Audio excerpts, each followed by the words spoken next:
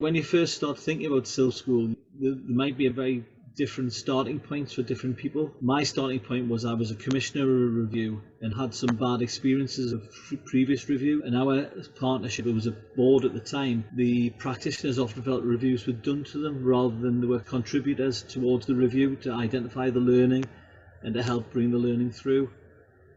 The SILP methodology quickly changed that viewpoint in practitioners. It allowed us to focus on the learning and not apportioning blame.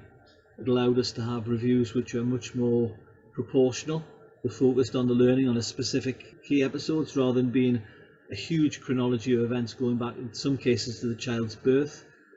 And it allowed myself personally to really have the confidence to say to other partnership boards, certainly in scoping meetings, that if they're looking back that length of period of time, that it's possibly too long a period.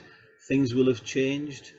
Policies, procedures and personnel will have all changed during the time scale they were often suggesting we looked at, and be realistic and proportional about those targets you were setting at.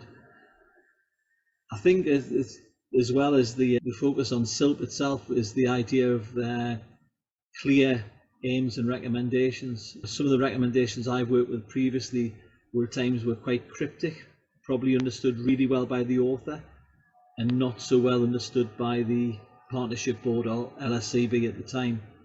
And by using SILP and by using the methodology of going through version control and allowing the versions to be commented on and discussed at each stage, whether it's at the first learning event, at the recall day, or when you're presenting it to the case review committee, it gives you that opportunity for those recommendations to be further refined and better understood at all stages.